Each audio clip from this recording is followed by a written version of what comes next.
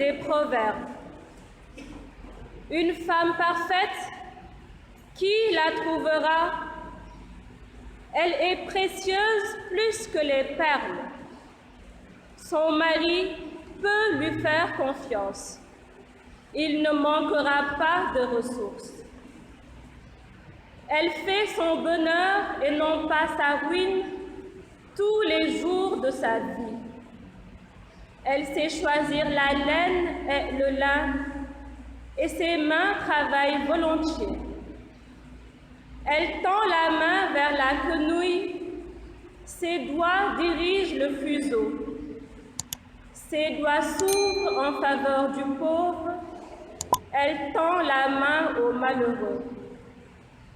Le charme est trompeur et la beauté s'évanouit. Seule la femme qui craint le Seigneur mérite la louange.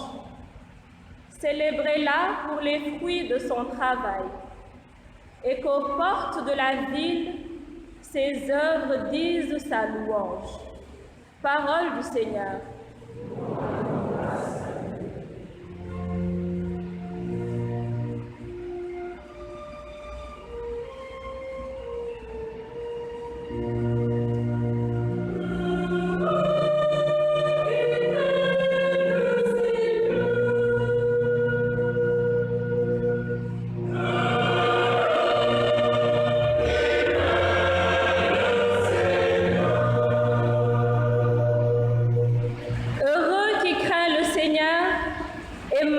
Selon ses voies. Tu te nourriras du travail de tes mains. Heureux es-tu, à toi le bonheur.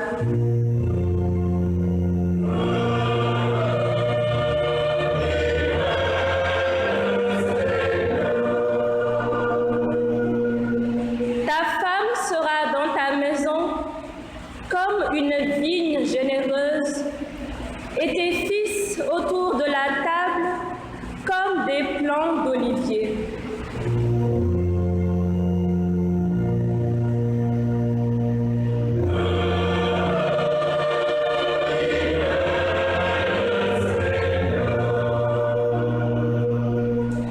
Voilà comment sera béni l'homme qui craint le Seigneur.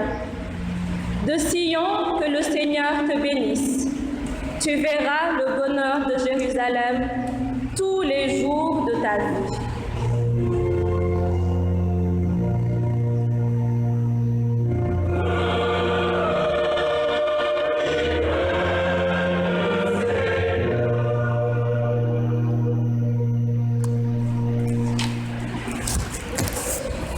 Lecture de la première lettre de Saint Paul apôtre aux Thessaloniciens. Pour ce qui est des temps et des moments de la venue du Seigneur, vous n'avez pas besoin, frères, que je vous en parle dans ma lettre. Vous savez très bien que le jour du Seigneur vient comme un voleur dans la nuit. Quand les gens diront « Quelle paix, quelle tranquillité !»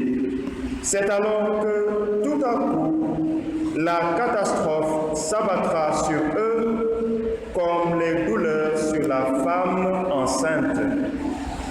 Ils ne pourront pas y échapper. Mais vous, frères, comme vous n'êtes pas dans les ténèbres, ce jour ne vous surprendra pas comme un voleur. En effet, vous êtes tous des fils de la lumière, des fils du jour. Nous n'appartenons pas à la nuit et aux ténèbres.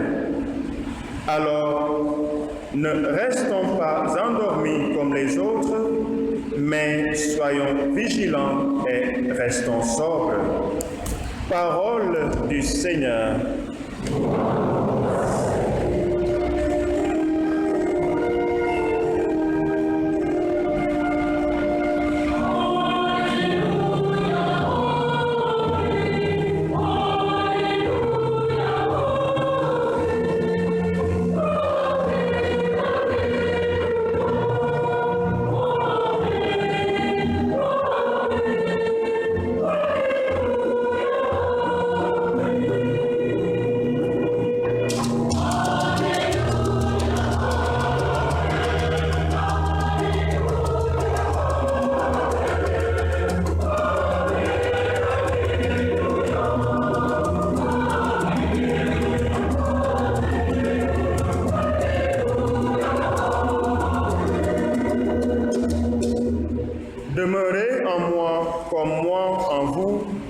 le Seigneur.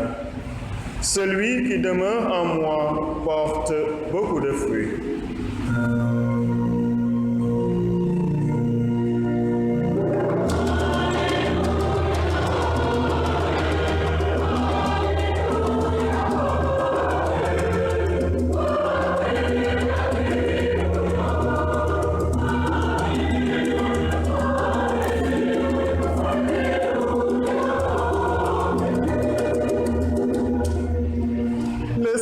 Soit avec vous. Évangile de Jésus-Christ selon saint Matthieu.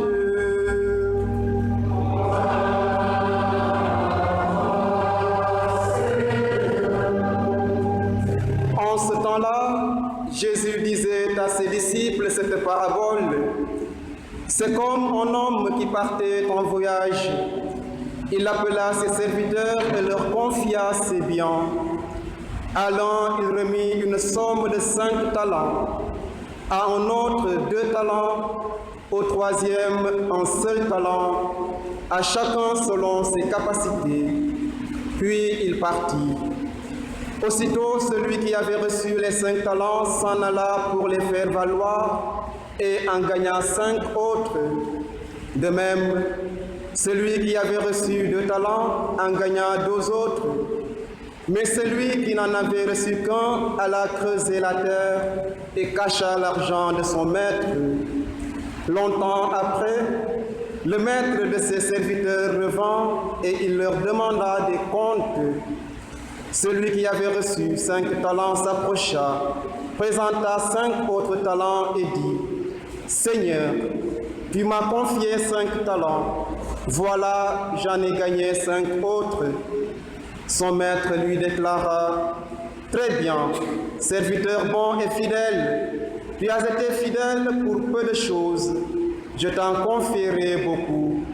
Entre dans la joie de ton Seigneur. » Celui qui avait reçu 2 talents s'approcha aussi et dit : « Seigneur, tu m'as confié 2 talents.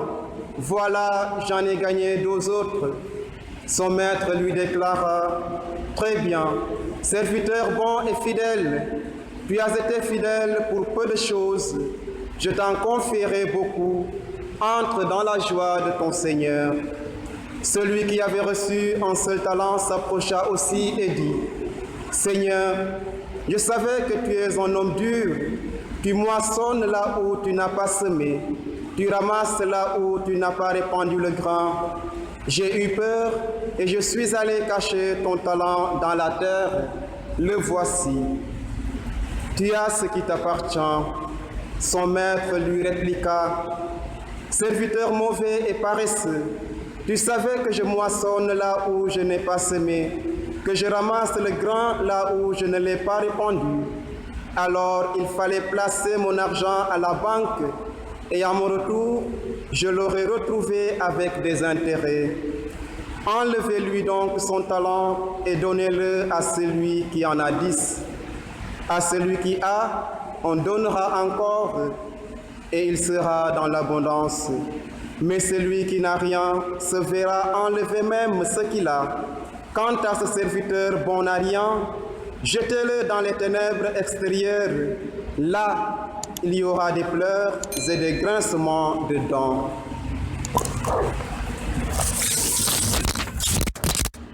Acclamons la parole de Dieu.